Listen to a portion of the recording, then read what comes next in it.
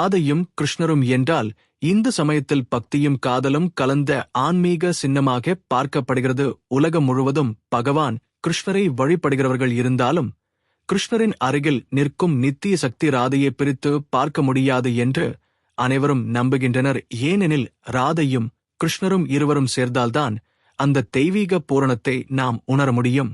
பகவத புராணம், மகாபாரதம், பிரம்ம வைவர்த்த புராணம், விஷ்ணு புராணம் போன்ற பல்வேறு சாஸ்திரங்களில் கிருஷ்ணரின் லீலைகள் விவரிக்கப்பட்டுள்ளன. ஆனால் அவற்றில் ராதையின் பெயர் எல்லா இடங்களிலும் நேரடியாக வரவில்லை. ராதையின் பெருமை பெரும்பாலும் பக்தி மரபுகளிலும் பூர்வாசாரியரின் பாடல்களிலும் வந்தது. குறிப்பாக கோடிய வைஷ்ணவ மரபில் ராதையை பகவான் கிருஷ்ணரின் ஹலாதினி சக்தி என்று கருதி உச்சத்திலே நிறுத்தினர். ராதா கிருஷ்ணர் இடையே நடந்த காதல் சாதாரணமான உலகிலான காதல் அல்ல. அது பரமாத்மாவையும் ஆன்மாவையும் இணைக்கும் ஆன்மீக பந்தமாக கருதப்படுகிறது. கிருஷ்ணர் என்பது பரம்பொருள், அவர் எல்லாம் வல்லவன், அவர் எல்லாவற்றிலும் நிறைந்திருப்பவன். ராதை என்பது பரம்பொருளின் பரிபூரண பக்தி, அவள் அந்த பரமாத்மாவை அடைவதற்காக உயிரின் ஏக்கம் என்ற சின்னமாக நிற்கிறாள். அதனால் உலகில் எத்தனை புனித நூல்கள் வந்தாலும் எத்தனை தத்துவங்கள் விளக்கப்பட்டாலும் ராதா கிருஷ்ணரின் பந்தத்தை உணர்வதற்கு வார்த்தைகள் போதாது. அது அனுபவிக்கப்பட வேண்டிய ஒன்றாகும். யார் உண்மையான பக்தியுடன் ராதா கிருஷ்ணரை தியானிக்கிறார்களோ அவர்கள் உள்ளத்தில் அந்த பந்தத்தின் சுவை வெளிப்படுகிறது. இங்கே ஒரு முக்கியமான கேள்வி எழுகிறது. எத்தனை பெரும் அன்பும் பக்தியும் இருந்த போதும் ராதா கிருஷ்ணர் திருமணம் ஆகவில்லை? ஏன் அவர்கள் இருவரும் ஒரு பந்தத்தில் கட்டுப்படவில்லை?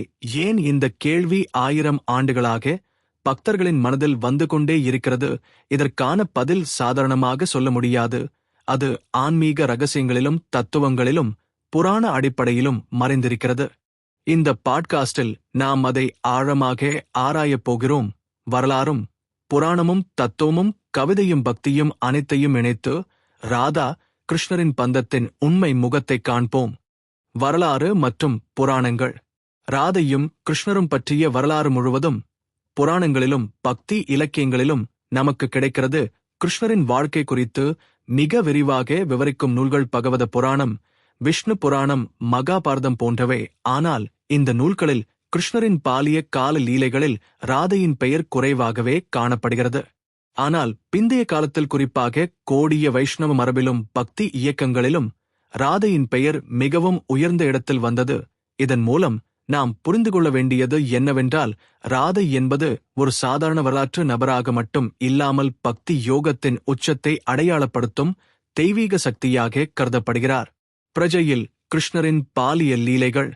கிருஷ்ணர் பிறந்த இடம் மாதுரா. ஆனால் அவரின் வளர்ப்பு பிரஜை நிலங்களில் நடந்தது. பிருந்தாவன், கௌரவன், நந்தகோபன், யசோதா ஆகியோர் கிருஷ்ணரின் பாதுகாவலர்கள். அங்கேயே அவரது பாலிய லீலைகள் ஆரம்பித்தன. அங்கே உள்ள கோபிகைகள் அனைவரும் கிருஷ்ணரின் தெய்வீக கவர்ச்சியில் மூழ்கினார்கள். அந்த கோபிகைகளில் அனைவரிலும் உயர்ந்த இடம் ராதைக்கு வழங்கப்பட்டது. ராதையின் பிறப்பு மற்றும் குடும்பம். ராதையின் பிறப்பை பற்றி பல்வேறு கதைகள் உள்ளன. சில புராணங்களில் ராதை விருஷபானுவின் மகளாக கூறப்படுகிறது. அவரின் தாயார் கீர்த்திதேவி எனப்படும் பிருந்தாவனின் அருகே ராதையின் குடும்பம் வாழ்ந்ததாகவும் கூறப்படுகிறது. சிறுவயதிலேயே ராதை அபாரமான அழகு, அறிவு, பக்தி ஆகியவற்றால் அனைவரையும் ஈர்த்தார். ராதா கிருஷ்ணர் சந்திப்பு. கிருஷ்ணர் யசோதையின் வீட்டில் வளர்ந்தார். ராதை விருஷபானுவின் வீட்டில் இருந்தார். இருவரும் சிறுவயதிலேயே சந்தித்து ஆன்மீக பந்தத்தில் இணைந்தனர். இந்த சந்திப்பு சாதாரணமான காதலரின் சந்திப்பு அல்ல. அது பரமாத்மாவுக்கும் ஆன்மாவுக்கும் இடையேயான இணைப்பை சின்னமாக காட்டும் தெய்வீக நிகழ்ச்சி. பிரஜா மக்களின் பார்வை. பிரஜையில் உள்ள மக்கள் ராதா கிருஷ்ணரை ஒரு தெய்வீக தம்பதியர் போலவே கருதினர். அவர்களின் லீலைகள் பாட்டு, நடனம், விளையாட்டு ஆகிய வடிவங்களில் வெளிப்பட்டன. குறிப்பாக ரசலீலை என்ற ஆன்மீக நடனம் ராதா கிருஷ்ணரின் பந்தத்தை உலகிற்கு வெளிப்படுத்தியது. புராண குறிப்புகள். பகவத புராணத்தில் ராதையின் பெயர் நேரடியாக வரவில்லை. ஆனால் கோபிகைகளில் ஒருவராக உயர்ந்த பக்தி கொண்டவளாக குறிப்பிடப்பட்டார். பிரம்ம வைவர்த்த புராணம் ராதையே கிருஷ்ணரின் நித்திய சக்தியாக கூறுகிறது. ராதை இல்லாமல் கிருஷ்ணர் பூரணமல்ல என்ற கருத்து அதில் வருகிறது. இதனால் ராதா கிருஷ்ணரின் பந்தம் வரலாற்று கதை மட்டுமல்ல, ஆன்மீக ரகசியங்களையும் உள்ளடக்கியது என்று நமக்கு தெரிகிறது. காதல் மற்றும் ஆன்மீக உறவு. ராதா கிருஷ்ணர் இடையே உள்ள பந்தம் உலகியலான காதல் அல்ல, அது ஆன்மீக காதல்.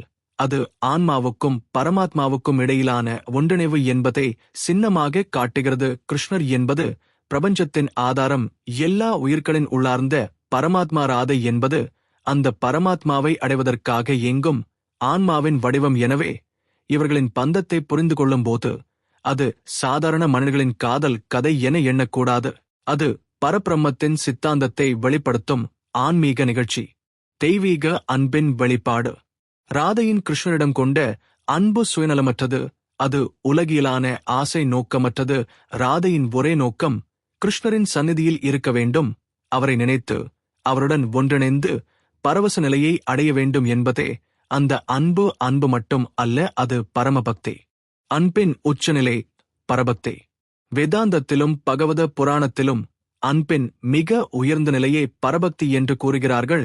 ராதையின் கிருஷ்ணருக்கான அன்பு அந்த பரபக்தியின் வடிவமே. பரபக்தி என்பது எதையும் எதிர்பார்க்காமல் முழுமையாக தன்னை இறைவனிடம் அர்ப்பணித்த நிலை. ராதையின் வாழ்க்கை முழுவதும் அதற்கான சான்று. ரசலீலை, ஆன்மாவின் பரவசம். பிரஜையில் கிருஷ்ணர் கோபிகைகளுடன் சேர்ந்து ரசலீலை ஆடினார். அது சாதாரண நடனம் அல்ல, அது ஆன்மாவும் பரமாத்மாவும் சந்திக்கும் பரவச தருணம். அந்த லீலையில் ராதை கிருஷ்ணரின் பக்கத்தில் பிரதான இடம் பெற்றார். காரணம், மற்ற கோபிகைகள் அனைவரும் பக்தியின் வெளிப்பாடு, ஆனால் ராதை பக்தியின் உச்சம். எனவே ரசலீலையில் கிருஷ்ணர் எல்லோரிடமும் இருந்தாலும் ராதையின் அருகில் இருந்தது ஒரு சின்னமாகவே கருதப்படுகிறது. காதல் மற்றும் ஆன்மீகம் ஒன்று. மனிதர்கள் காதலை உலகியலான பந்தமாகவே பார்க்கிறார்கள், ஆனால் ராதா கிருஷ்ணர் பந்தம் அதற்கு அப்பாற்பட்டது. ராதையின் அன்பு கிருஷ்ணரின் தெய்வீக குணங்களை உணர்ந்து அதில் முழுமையாக கரைந்துவிடும் நிலை. அது ஆசை இல்லாத தூய்மையான பாசம். அதுவே ஆன்மீக அன்பின் சின்னம். ராதையின் ஏக்கம் ஜீவனின் ஏக்கம். பகவானை அடையாமல் உயிருக்கு சாந்தி கிடைக்காது. ஆன்மா எப்போதும் பரமாத்மாவை தேடிக்கொண்டே இருக்கும். அந்த தேடல், அந்த ஏக்கம் ராதையின் உள்ளத்தில் வெளிப்பட்டது. அதனால்தான் ராதை கிருஷ்ணரை விட்டு பிரியாமல் நினைத்து தியானித்து தன்னையே முழுமையாக அவரிடம் ஒப்படைத்தார். இதனால் ராதா கிருஷ்ணர் இடையே உள்ள பந்தம் உலகின் எந்த காதலுக்கும் ஒப்பிட முடியாதது. அது ஆன்மா மற்றும் பரமாத்மா இடையே உள்ள உச்ச இணைப்பின் சின்னமாக என்றும் நிலைத்திருக்கிறது. திருமணம் ஆகாததற்கான காரணங்கள். புராண அடிப்படை. ராதையும் கிருஷ்ணரும் இத்தனை தெய்வீக பந்தத்தில் இருந்தபோதும் அவர்கள் திருமணம் ஆகவில்லை என்பது பக்தர்களை ஆழமாக சிந்திக்க வைக்கும் கேள்வி. புராணங்களில் இதற்கான பல விளக்கங்கள் உள்ளன. அவற்றை ஆராய்ந்தால் ராதா கிருஷ்ணர் திருமணம் ஆகாததின் ஆன்மீக ரகசியத்தை நம்மால் புரிந்து கொள்ள முடியும். ஒன்று, கிருஷ்ணரின் அவதார தர்மம். கிருஷ்ணர் மாதுராவில் பிறந்தது சாத்தியமாக ஒரு அரசியல் மற்றும் தர்ம காரணத்திற்காக. அவர் உலகிற்கு அவதரித்தது தர்மத்தை நிலைநிறுத்தவும் அதர்மத்தை அழிக்கவும் தான். எனவே அவர் வாழ்க்கையில் நடந்த நிகழ்ச்சிகள் அனைத்தும் தர்மத்திற்கு இணையாக இருந்தன. அவர் பல தெய்வீக லீலைகளை நிகழ்த்தினாலும் அவை அனைத்தும் ஒரு நோக்கத்திற்காக இருந்தது. திருமணம் என்பது உலகியலான பந்தம். கிருஷ்ணர் உலகத்தில் தன்னை பந்தப்படுத்திக் கொள்ளவில்லை. 2, ராதை நித்திய சக்தி. பிரம்ம வைவர்த்த புராணம் மற்றும் நாரத பஞ்சராத்திரம் போன்ற நூல்கள் ராதையே கிருஷ்ணரின் ஹலாதினி சக்தி என்று கூறுகின்றன. ஹலாதினி சக்தி என்பது பரம்பொருளின் ஆனந்த சக்தி. அதாவது ராதையும் கிருஷ்ணரும் பிரிந்து இருப்பது இயலாத ஒன்று. ஆன்மீக ரீதியில் அவர்கள் ஒன்றாகவே உள்ளனர். எனவே திருமணத்தின் அவசியமே இல்லை. ஏனெனில் திருமணம் என்பது 2 தனி மனிதர்களை ஒன்றிணைப்பது. ஆனால் ராதா கிருஷ்ணர் எப்போதுமே ஒரே பரம்பொருளின் 2 அம்சங்கள். 3, மாயா லீலை. பகவான் கிருஷ்ணரின் வாழ்க்கை முழுவதும் லீலையாகவே கருதப்படுகிறது. அவர் ஒவ்வொரு நிகழ்ச்சியும் ஒரு சின்னமாகவே நடந்தது. ராதா கிருஷ்ணர் திருமணம் ஆகவில்லை என்பதற்கு காரணம் மனிதர்கள் அன்பை திருமணத்துடன் மட்டுமே கட்டுப்படுத்திவிடக்கூடாது என்பதை உணர்த்துவதற்காக. திருமணம் இல்லாமல் கூட அன்பு உச்சநிலையை அடைய முடியும் என்பதை உலகிற்கு காட்டுவதற்காகவே இந்த லீலை நடந்தது. 4, பகவத புராண விளக்கம். பகவத புராணத்தில் கோபிகைகளுடன் கிருஷ்ணர் ரசலீலை ஆடியது விவரிக்கப்படுகிறது. ஆனால் திருமணம் பற்றி எதுவும் சொல்லப்படவில்லை. இதன் பொருள் கிருஷ்ணர் உலகிலான உறவுகளை தாண்டி ஆன்மீக உறவை காட்டினார். ராதையின் அன்பு உலகிலான பாசம் அல்ல, அது பரமாத்மாவை அடைவதற்கான உயிரின் ஏக்கம் என்பதை வெளிப்படுத்துகிறது. 5, ருக்மிணியுடன் கிருஷ்ணரின் திருமணம். கிருஷ்ணர் தனது வாழ்க்கையில் ருக்மிணி சத்யபாமா போன்ற பலருடன் திருமணம் செய்தார். அது உலகியலான தர்மத்தை காப்பதற்காக இருந்தது. ஆனால் ராதையுடன் திருமணம் ஆகவில்லை. காரணம், ராதையின் பந்தம் உலகிலானதல்ல, அது பரம தெய்வீக பந்தம். அந்த பந்தத்தை திருமணத்தில் கட்டுப்படுத்த முடியாது. 6 சின்னமாக விளக்கம். திருமணம் இல்லாதது என்பது ஒரு சின்னம். ஆன்மா பரமாத்மாவுடன் திருமண பந்தத்தில் அல்ல, பூரண ஒன்றிணைவு பந்தத்தில் இணைகிறது. எனவே ராதா கிருஷ்ணர் திருமணம் ஆகாமல் அவர்களின் பந்தம் நித்திய ஆன்மீக ரகசியமாகவே இருந்து வந்தது. தத்துவ அடிப்படைகள். ராதா கிருஷ்ணர் திருமணம் ஆகாததற்கான காரணங்களை புராண ரீதியாக நாம் கண்டோம். இப்போது அதற்குள் மறைந்திருக்கும் ஆழமான தத்துவ அடிப்படைகளை ஆராய்வது முக்கியம். ஏனெனில் இந்த நிகழ்ச்சி ஒரு வரலாற்று சம்பவம் மட்டும் அல்ல, அது உயிரும் பரமாத்மாவும் இடையே உள்ள சின்னமாக விளங்குகிறது. 1. ராதா, ஆன்மா, கிருஷ்ணர், பரமாத்மா. வேதாந்த தத்துவம் கூறுவதாவது எல்லா உயிர்களும் ஆன்மா. அந்த ஆன்மா எப்போதும் பரமாத்மாவை நாடிக்கொண்டே இருக்கும். அந்த பரமாத்மாவே கிருஷ்ணர். ராதா அந்த ஆன்மாவின் உச்ச இயக்கத்தை பிரதிபலிக்கிறார். எனவே ராதா கிருஷ்ணர் பந்தம் ஆன்மா பரமாத்மாவுடன் ஒன்றுபடுவதற்கான சின்னமாகும். இங்கே திருமணத்தின் அவசியமே இல்லை, ஏனெனில் திருமணம் 2 தனித்தனியான பொருட்களை இணைக்கிறது. ஆனால் ஆன்மாவும் பரமாத்மாவும் எப்போதுமே பிரியாதவை. 2 உலகியலான பந்தம் மற்றும் ஆன்மீக பந்தம். திருமணம் என்பது உலகியலான சமூக பந்தம். அது தர்ம அடிப்படையில் மனிதர்களுக்கு அவசியமானது. ஆனால் தெய்வீக பந்தத்தில் அது பொருந்தாது.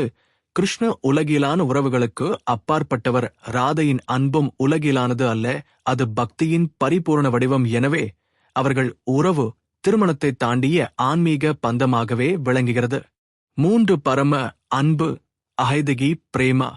சாஸ்திரங்கள் கூறுவது உண்மையான அன்பு காரணமற்றதாக இருக்க வேண்டும். அது எந்த எதிர்பார்ப்புமின்றியும் எந்த சுயநலமுமின்றியும் இருக்க வேண்டும். ராதையின் கிருஷ்ணரிடம் கொண்ட அன்பு அது போன்றது. அவர் கிருஷ்ணரை திருமணம் செய்வதற்காக அன்பு கொள்ளவில்லை. அவர் கிருஷ்ணரின் அருகில் வாழ வேண்டும், அவரை மட்டுமே தியானிக்க வேண்டும், அவருடன் ஒன்றிணைந்து பரவச நிலையை அடைய வேண்டும் என்ற தெய்வீக இயக்கமே அவரின் வாழ்நாள் நோக்கம். 4. தெய்வீக சக்தியின் 2 அம்சங்கள். ராதா கிருஷ்ணர் இருவரும் தனித்தனியாக இல்லை, ஒரே சக்தியின் 2 அம்சங்கள். ராதா அலாதினி சக்தி, கிருஷ்ணர் சச்சிதானந்த சுவரூபம். சச்சிதானந்தம் இல்லாமல் ஹலாதினி இருக்க முடியாது, ஹலாதினி இல்லாமல் சச்சிதானந்தம் பூரணமில்லை. எனவே இருவரும் ஒன்றாக இருக்கிறார்கள். இதன் பொருள் அவர்கள் திருமணத்தில் பந்தப்பட்டவர்கள் அல்ல, நித்திய ஒன்றிணைவில் இருக்கும் தெய்வீக சக்திகள்.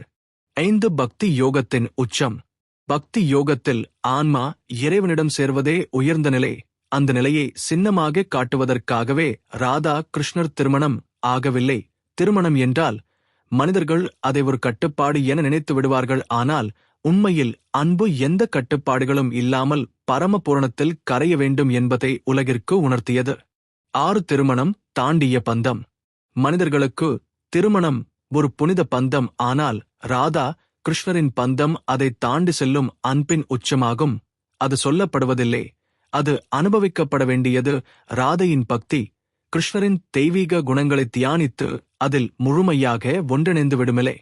இதனால் தத்துவ அடிப்படையில் பார்த்தால் ராதா கிருஷ்ணர் திருமணம் ஆகாதது என்பது அவர்கள் உறவு திருமணத்தின் கட்டுப்பாட்டை தாண்டி பரம பூரண ஒன்றிணைவின் சின்னமாக இருப்பதால்தான் என்று நம்மால் புரிந்து கொள்ள முடிகிறது. பகவதரின் லீலைகள்.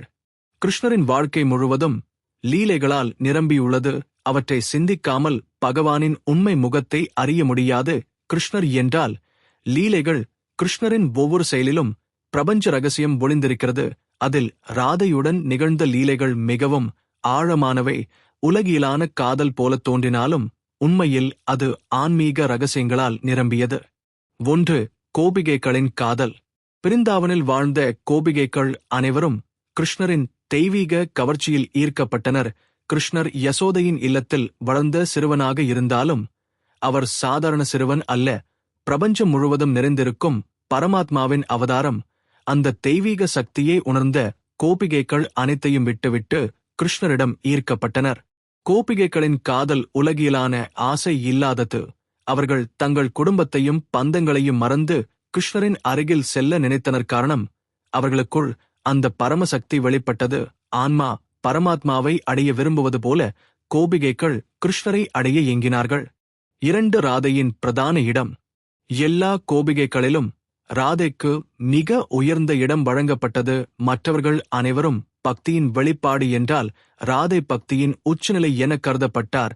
ராதையின் அன்பு எந்த கட்டுப்பாடும் இல்லாத தூய பக்தி. அவள் கிருஷ்ணரை காணாத ஒரு நொடியும் தாங்க முடியவில்லை. அவர் அருகில் இல்லாத தருணங்களில் அவள் மனம் எரியும் நெருப்பில் போல துயரிட்டது. பகவானை அடையாத ஆன்மாவின் நிலையை ராதை பிரதிபலிக்கிறார். அவள் ஏக்கம், அவள் தியாகம், அவள் பரவசம் எல்லாம் ஆன்மாவின் குரலை வெளிப்படுத்துகிறது. அதனால்தான் ராதா கிருஷ்ணரின் லீலைகளில் பிரதான இடத்தில் இருக்கிறார். 3 ரசலீலை. ஆன்மீக ரகசியம். கிருஷ்ணரின் மிக முக்கியமான லீலை ரசலீலை என்று அழைக்கப்படுகிறது. அது சாதாரண நடனமல்ல, அது ஆன்மாவின் பரமாத்மாவுடன் ஒன்றிணையும் தருணத்தின் சின்னம். ரசலீலையில் கோபிகைகள் அனைவரும் கிருஷ்ணருடன் இணைந்தனர். ஒவ்வொரு கோபிகைக்கும் கிருஷ்ணர் அருகில் தோன்றினார். இதன் பொருள் பரமாத்மா எல்லா உயிர்களுடனும் இருக்கிறார். ஆனால் ராதை மட்டுமே கிருஷ்ணரின் உச்ச நெருக்கத்தை அடைந்தாள். ரசலீலைக்கு புராணங்கள் பல்வேறு விளக்கங்களை அளிக்கின்றன. சிலர் அதை ஆன்மீக தியான நிலையாக சொல்கிறார்கள், சிலர் அதை உயிர் பரமாத்மாவுடன் சேரும் பரவசமாக சொல்கிறார்கள். ஆனால் அனைவரும் ஏற்றுக்கொள்ளும் ஒன்று என்னவெனில் ராதா அந்த லீலையின் மையம். 4 கிருஷ்ணரின் மற்ற லீலைகள். கிருஷ்ணர் பிருந்தாவனில் பாம்பு காளியாவை அடக்கியார், கோவர்த்தன மலை தூக்கினார், காளியனை வென்று யமுனையே சுத்திகரித்தார். இத்தனை லீலைகளிலும் ராதை நேரடியாக கலந்து கொள்ளவில்லை. ஆனால் அவளின் உள்ளம் எப்போதும் கிருஷ்ணருடன் இருந்தது. இது ஒரு ஆழமான சின்னம். பகவான் எங்கு இருந்தாலும் ஆன்மா எப்போதும் அவருடன் ஒன்றிணைந்தே இருக்கும். 5 ராதையின் தியாகம்.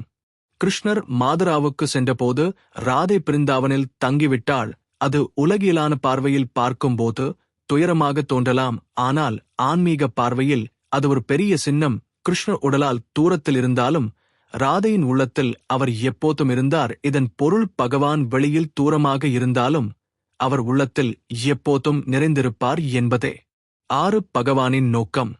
கிருஷ்ணரின் லீலைகள் அனைத்தும் மனிதர்களுக்கு ஒரு தத்துவத்தை உணர்த்தும் வகையில் அமைந்தன. ராதா கிருஷ்ணரின் பந்தம் உலகியலான திருமணத்தில் முடிவடையவில்லை. அது பக்தியின் உச்சநிலையை காட்டும் வகையில் இருந்தது. கிருஷ்ணர் தனது வாழ்க்கையை தர்மத்தை நிலைநிறுத்தவும் பக்தியின் பாதையை உலகிற்கு காட்டவும் செலவிட்டார். அதனால் அவர் ராதையுடன் திருமணம் செய்யவில்லை என்றாலும் அவர்களின் பந்தம் நித்தியமான ஒன்றாகவே இருந்து வந்தது. இதனால் ராதா கிருஷ்ணரின் லீலைகளை பார்க்கும்போது அவர்களின் உறவு சாதாரணமான காதல் அல்ல, ஆன்மா பரமாத்மாவுடன் இணையும் பூரண ஒன்றிணைவு என்பதை நம் உள்ளத்தில் உணர முடிகிறது. கவிதை மற்றும் பக்தி மரபுகள். ராதா கிருஷ்ணர் இடையே உள்ள பந்தம் வரலாறு மற்றும் புராணங்களில் மட்டுமல்ல, கவிதை மற்றும் பக்தி மரபுகளிலும் மிக ஆழமாக வெளிப்பட்டுள்ளது. உண்மையில் ராதா கிருஷ்ணரின் தெய்வீக அன்பு உலகின் பல பக்தி இயக்கங்களுக்கும் கவிஞர்களுக்கும் இசைக்கலைஞர்களுக்கும் ஊக்கமாக இருந்தது. மனிதர்களின் இதயத்தில் பரம அன்பு எப்படி வெளிப்பட வேண்டும் என்பதை கவிதை மற்றும் பாடல்கள் மூலம் அவர்கள் எடுத்துக் காட்டினர். 1 ஜெயதேவரின் கீத கோவிந்தம். 12ஆம் நூற்றாண்டில் வாழ்ந்த ஜெயதேவர் என்ற கவிஞர் கீத கோவிந்தம் என்ற அற்புதமான காவியத்தை எழுதியார். அந்த காவியம் ராதா கிருஷ்ணரின் பந்தத்தை மிக இனிமையாக வெளிப்படுத்துகிறது. ஜெயதேவர் அந்த காவியத்தில் ராதையின் மனத்தில் எழும் ஏக்கம், துயரம், பரவசம், சந்திப்பு, பிரிவு ஆகிய அனைத்தையும் கவிதை வடிவில் அமைத்தார். கிருஷ்ணரின் தெய்வீக லீலைகளையும் ராதையின் பரிபூரண பக்தியையும் கீத கோவிந்தம் வெளிப்படுத்துகிறது. இன்று வரை அந்த காவியம் ராதா கிருஷ்ண பக்தர்களுக்கு முக்கிய நூலாக கருதப்படுகிறது. 2 ஆழ்வார் பாசுரங்கள்.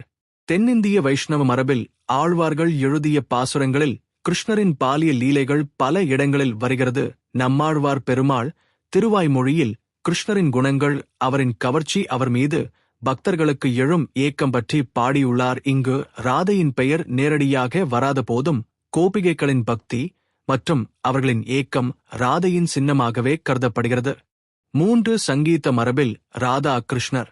கர்நாடக சங்கீதத்திலும் ஹிந்துஸ்தானி சங்கீதத்திலும் ராதா கிருஷ்ணரின் பந்தம் மிக ஆழமாக பாடப்பட்டுள்ளது. முத்துசுவாமி தீட்சிதர், தியாகராஜர் போன்ற கீர்த்தனை ஆசிரியர்கள் கிருஷ்ணரின் தெய்வீக குணங்களை பாடியுள்ளனர். அங்கே ராதையின் இடமும் வெளிப்பட்டுள்ளது. பஜனைகள், கீர்த்தனைகள் அனைத்திலும் ராதா கிருஷ்ணர் இடையே உள்ள ஆன்மீக பந்தம் எப்போதும் முக்கியமாக வெளிப்பட்டது. 4 வட இந்திய பக்தி இயக்கம். மீராபாய், சூர்தாஸ், துளசிதாஸ் போன்ற வடஇந்திய பக்தி கவிஞர்கள் கிருஷ்ணரை பற்றி பாடிய போது ராதையின் பந்தத்தை முக்கியமாக குறிப்பிட்டனர். குறிப்பாக சூர்தாஸ் ராதையின் அன்பை உச்சத்திலே வைத்துக்கொண்டு அவள் பரம பக்தியின் சின்னம் என்று பாடினார். மீராபாய் தன்னை ராதையாக கருதி கிருஷ்ணரிடம் பக்தி செலுத்தினார். அதனால் ராதா கிருஷ்ணர் பந்தம் பக்தி இயக்கங்களில் ஒரு சின்னமாக மாறியது. 5 நாட்டுப்புற பாடல்கள். பிருந்தாவன், மாதுரா, பிரஜா பகுதிகளில் உள்ள நாட்டுப்புற பாடல்களில் ராதா கிருஷ்ணரின் பாசம் இனிமையாக கூறப்படுகிறது. மக்கள் கிருஷ்ணரை தங்கள் குழந்தை காதலன் தெய்வம் என கருதி பாடும் பாடல்களில் ராதையின் இடம் எப்போதும் பிரதானம். அந்த நாட்டுப்புற பாடல்கள் ராதையின் உள்ளார்ந்த பக்தியை எளிய வழியில் வெளிப்படுத்துகின்றன. 6 கலை வடிவங்களில் வெளிப்பாடு.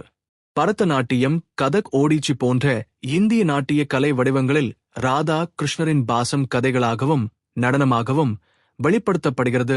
ரசலீலை இன்றும் வட இந்தியாவில் நடன வடிவமாக நடத்தப்படுகிறது. அங்கே ராதை எப்போதும் மையமாக நிற்கிறார். இது அந்த பந்தம் எவ்வளவு ஆழமாக மக்களின் வாழ்க்கையில் கலந்துள்ளது என்பதை காட்டுகிறது. 7 பக்தி மரபின் சின்னம். ராதே கிருஷ்ணரின் பந்தம் கவிதை, பாடல், இசை, நாட்டியம் ஆகிய எல்லாவற்றிலும் வெளிப்பட்டதன் காரணம் அந்த பந்தம் சாதாரணமான காதல் அல்ல, ஆன்மா பரமாத்மாவுடன் ஒன்றிணைவதற்கான பரிபூரண சின்னம் என்பதே. இந்த சின்னத்தை மக்கள் கலை வழியாகவும் இசை வழியாகவும் தலைமுறை தலைமுறையாக கொண்டு சென்றனர். இதனால் ராதா கிருஷ்ணரின் பாசம் ஒரு கவிதை சின்னம் மட்டும் அல்ல, ஆன்மீகத்தை மக்களின் உள்ளத்தில் கொண்டு சேர்க்கும் பக்தி மரபின் உயிர்மூச்சாகவே நிலைத்துள்ளது. பக்தி யோகம் மற்றும் ராதா கிருஷ்ணர். ராதா கிருஷ்ணர் பந்தம் என்பது ஒரு வரலாறு, புராணம், கவிதை என மட்டும் இல்லாமல் பக்தி யோகம் என்ற ஆன்மீக பாதையின் உச்சத்தை எடுத்துக்காட்டுகிறது. பக்தி யோகம் என்பது யோகத்தின் மிக எளிமையானதும் ஆழமானதுமான பாதை. மனிதன் இறைவனை அடைவதற்கான நிச்சயமான வழி. அதில் அன்பும் பக்தியும் மிக முக்கியமான பங்கு வகிக்கின்றன. 1 ராதையின் பக்தி பரிபூரண வடிவம். ராதையின் பக்தி என்பது எந்த சுயநலமும் இல்லாத தூய அன்பு. அவள் கிருஷ்ணரை திருமணம் செய்ய வேண்டும் என்ற ஆசையோ உலகியலான சுகம் பெற வேண்டும் என்ற நோக்கமோ இல்லை. அவள் விருப்பம் ஒன்றே, கிருஷ்ணரின் அருகில் இருக்க வேண்டும், அவரை தியானிக்க வேண்டும், அவரை உணர வேண்டும். அவர் இல்லாமல் தன்னை எண்ணவே கூட முடியாது. இதுதான் பக்தி யோகத்தின் உச்சம். 2 ராதா ஆன்மாவின் சின்னம். பக்தி யோகம் ஆன்மாவையும் பரமாத்மாவையும் இணைக்கும் பாதை. ராதே ஆன்மாவின் சின்னம். கிருஷ்ணர் பரமாத்மா. ஆன்மா எப்போதும் பரமாத்மாவை அடைய இயங்குகிறது. ஆன்மா பிரிந்து வாழ முடியாது. அதேபோல ராதையின் உள்ளம் எப்போதும் கிருஷ்ணரை நாடிக்கொண்டது. அவளின் அன்பு ஆன்மா பரமாத்மாவை அடையும் பரவச நிலையை உலகிற்கு வெளிப்படுத்தியது. 3 பக்தியின் 4 நிலைகள். சாஸ்திரங்கள் பக்தியின் பல நிலைகளை விவரிக்கின்றன. ஆரம்பத்தில் சச்சங்கம், பின்னர் சிரவணம், ஸ்மரணம். அன்பு பூரணமாக வளர்ந்து பரம பக்தியாக மாறும் அந்த உச்சநிலை பிரேம பக்தி அல்லது மகா பக்தி என அழைக்கப்படுகிறது. ராதையின் அன்பு அதற்கே சின்னம். அவள் உலகியலான அனைத்தையும் விட்டு தன்னையே முழுமையாக கிருஷ்ணரிடம் அர்ப்பணித்தாள். 4 பக்தி யோகம். எளிய வழி. கர்ம யோகம், ஞான யோகம், ராஜ யோகம் ஆகியவை சாத்தியமானாலும் கடினமானவை. ஆனால் பக்தி யோகம் மிகவும் எளிது, ஏனெனில் அதற்கு தேவையானது அன்பு மட்டும். ராதை அதற்கான உதாரணம். அவள் எவ்வித சாஸ்திர பாண்டித்யமும் இல்லாமல் தூய அன்பின் மூலம் கிருஷ்ணரை அடைந்தாள். 5 ராதையின் நினைவு. தியானத்தின் உச்சம். பக்தி யோகம் தியானத்தில் நிறைவு பெறுகிறது. ஆன்மா எப்போதும் இறைவனை நினைத்து அவரின் லீலைகளை தியானித்தால் அது பக்தியின் உச்சம். ராதை எப்போதும் கிருஷ்ணரை நினைத்தாள். அவளின் உள்ளம் எந்த வேளையிலும் கிருஷ்ணரில் இருந்து விலகவில்லை. இதுதான் பக்தி தியானத்தின் உச்சம். 6 பக்தர்களுக்கான பாடம். ராதா கிருஷ்ணர் பந்தம் பக்தர்களுக்கு ஒரு பெரிய பாடம். அன்பு என்பது திருமணத்தில் கட்டுப்படுத்தப்படும் ஒன்றல்ல. அன்பு என்பது உயிரின் ஆழத்தில் எழும் பரம ஏக்கம். அந்த ஏக்கம் பகவானை நோக்கி செலுத்தப்படும் போது அது பக்தி யோகம் ஆகிறது. ராதையின் பக்தி அதற்கான வழிகாட்டி. இதனால் பக்தி யோகத்தில் ராதா கிருஷ்ணர் பந்தம் ஒரு சிறந்த சின்னம். ஆன்மா பரமாத்மாவை அடையும் பரிபூர்ண பக்தியின் நிலையே அவர்கள் மூலம் உலகம் எப்போதும் உணர்ந்து வருகிறது. வேறு மதங்கள் மற்றும் தத்துவ பார்வைகள். ராதா கிருஷ்ணர் திருமணம் ஆகாததற்கான காரணம் இந்து மதத்தில் பல்வேறு கோணங்களில் விளக்கப்படுகிறது. ஆனால் இந்த உண்மை மற்ற மதங்கள் மற்றும் தத்துவங்களின் அடிப்படையிலும் ஆராயப்பட்டு வருகிறது. ஏனெனில் ஒவ்வொரு மதத்திலும் மனிதனும் இறைவனும் இடையே உள்ள உறவு வித்தியாசமாக வெளிப்படுகிறது. ஒன்று வைஷ்ணவ சமய பார்வை. வைஷ்ணவ சமயத்தில் ராதா கிருஷ்ணர் உறவு பக்தியின் உச்சமாக கருதப்படுகிறது. திருமணத்தை தாண்டிய அன்பு என்ற அந்த பந்தம் அவர்களின் தத்துவத்தின் அடிப்படை. ராதை பாகவத பக்தியின் வடிவமாகவும் கிருஷ்ணர் பரமாத்மாவின் பரிபூர்ண வடிவமாகவும் கருதப்படுகிறார்கள். திருமணம் இல்லாத பந்தமே ஆன்மா பரமாத்மா இடையே உள்ள இயற்கையான உறவை காட்டுகிறது என்று வைஷ்ணவர்கள் விளக்குகிறார்கள். 2 சைவ சமய பார்வை. சைவ சமயத்தில் பார்வதி சிவன் இருவரும் பிரிக்க முடியாத சக்திகளாக கருதப்படுகிறார்கள். அந்த கோணத்தில் பார்த்தால் ராதா கிருஷ்ணர் பந்தமும் அதேபோல சக்தியும் சக்திமானும் பிரியாத நிலையை காட்டுகிறது. திருமணம் என்பது மனித சமுதாயத்திற்கு தேவையான கட்டமைப்பு, ஆனால் தெய்வீக சக்திகள் அதை கடந்தவை என்கிறார்கள். 3 அத்வைத வேதாந்த பார்வை. அத்வைத்தத்தில் ஆன்மாவும் பரமாத்மாவும் வேறல்ல என்று கூறப்படுகிறது. தனித்தனியாக தோன்றினாலும் இரண்டும் ஒன்றே என்ற நிலையை அடைய வேண்டும். அத்வைத பார்வையில் ராதா கிருஷ்ணர் திருமணம் ஆகாதது இதற்கு சின்னம். அவர்களின் பந்தம் நித்திய ஒன்றிணைவு. திருமணத்தால் இணைக்க வேண்டிய அவசியமே இல்லை, ஏனெனில் அவர்கள் ஒரே உண்மையின் 2 வெளிப்பாடுகள். 4 தந்திர பார்வை. தந்திர சாஸ்திரங்களில் சக்தியும் சக்திமானும் எப்போதும் ஒன்றாகவே உள்ளனர். ராதா சக்தியின் உச்சம், கிருஷ்ணர் பரம புருஷன். எனவே அவர்களின் பந்தம் லூகிக திருமணத்தை தாண்டி ஆன்மீக ஒன்றிணைவை சுட்டிக்காட்டுகிறது. தந்திர பார்வையில் ராதா கிருஷ்ணர் லீலைகள் ஆனந்த சக்தியின் உச்ச நிலையை மனிதர்களுக்கு காட்டுகின்றன. 5 பௌத்த பார்வை. பௌத்தத்தில் இறைவன் என்ற கருத்து நேரடியாக இல்லாவிட்டாலும் கருணை மைத்திரி போன்ற உயர்ந்த உணர்வுகள் முக்கியமாக கூறப்படுகின்றன. அந்த கோணத்தில் ராதையின் அன்பு ஒரு கருணையின் வடிவமாகவும் கிருஷ்ணரிடம் உள்ள தூய ஆசை உலகிலற்ற அன்பின் சின்னமாகவும் பார்க்கப்படுகிறது. இது மனம் எப்படி இறுதி உண்மையை நோக்கிச் செல்கிறது என்பதை விளக்குகிறது. 6 சூஃபி பார்வை. இஸ்லாமின் சூஃபி தத்துவத்தில் மனிதன் அல்லாஹ்வை அடைய தன்னை முழுமையாக கரைக்க வேண்டும் என்ற கருத்து உண்டு. அவர்களது கவிதைகளில் காதல் மற்றும் ஆன்மீகம் இணைந்துள்ளன. அந்த சூஃபி பார்வையில் ராதா கிருஷ்ணர் பந்தம் ஒரு சிறந்த எடுத்துக்காட்டு. மனிதன் இறைவனை நாடும் பேராசை, அன்பு, உலகிலற்ற பந்தம் ஆகியவற்றை அவர்கள் வழியாக வெளிப்படுத்தலாம். 7 கிறிஸ்தவ பார்வை. கிறிஸ்தவத்தில் இயேசு மற்றும் அவருடைய சீடர்கள் இடையே உள்ள அன்பு பரிசுத்த பந்தமாக கருதப்படுகிறது. அங்கு திருமண பந்தம் முக்கியமல்ல, ஆன்மாவின் இரட்சிப்பு முக்கியம். அந்த கோணத்தில் பார்த்தால் ராதா கிருஷ்ணர் பந்தம் உலகிலற்ற அன்பின் சின்னம். திருமணத்தை தாண்டி ஆன்மா தேவனுடன் ஒன்றிணைவதற்கான பாதையாக பார்க்கப்படுகிறது. 8 யோக தத்துவ பார்வை. யோக தத்துவத்தில் சத்த சிதானந்தம் என்பது பரம உண்மை. அந்த உண்மையை அடைவதே மனித வாழ்க்கையின் குறிக்கோள். ராதா கிருஷ்ணர் பந்தம் யோகியின் அந்த உச்ச நிலையை சுட்டிக்காட்டுகிறது. யோகி தன் சித்தத்தை முழுமையாக இறைவனில் கரைத்து ஒன்றுபடுவது போல ராதையின் உள்ளம் கிருஷ்ணரில் கரைந்தது. 9 பொது பார்வை. எந்த மதம், எந்த தத்துவம் எடுத்தாலும் ராதா கிருஷ்ணர் பந்தம் ஒரு சின்னமாகவே பார்க்கப்படுகிறது. அன்பின் சின்னம், பக்தியின் சின்னம், உலகிலற்ற பேராசையின் சின்னம். திருமணம் ஆகாததன் பின்னால் இருக்கும் உண்மையான காரணம் இதுவே. அவர்கள் பந்தம் மனித சமுதாயத்தின் கட்டமைப்புகளை தாண்டி பரம பூரண ஒன்றிணைவின் நிலையை எடுத்துக் காட்டுகிறது. இதனால் ராதா கிருஷ்ணர் திருமணம் ஆகாதது ஒரு சமய நிகழ்ச்சி மட்டும் அல்ல, பல மதங்களுக்கும் தத்துவங்களுக்கும் விளக்கமாக திகழும் பரம சின்னம் என நாம் புரிந்து கொள்ளலாம். இப்பகுதியில் நாம் ராதா கிருஷ்ணரின் சம்பந்தத்தின் பரம ரகசியத்தை ஆராயப் போகிறோம். ராதாவும் கிருஷ்ணரும் உடன்பிறப்பு அல்லது வெறும் காதல் தொடர்பில் இல்லாமல் ஆன்மீகச் சேர்க்கையில் இருந்து உலகிற்கு ஒரு மிக முக்கியமான செய்தியை தருகின்றனர். முதலில் ராதா கிருஷ்ணரின் உறவை நாம் உணர்வதற்கு தேவையானது அதன் ஆன்மீக அங்கங்கள் உணர்த்தல். ராதாவின் அன்பு கிருஷ்ணருக்கான தனிப்பட்ட ஈடுபாட்டிலிருந்து உலகத்துக்கான அருளாக மாறுகிறது.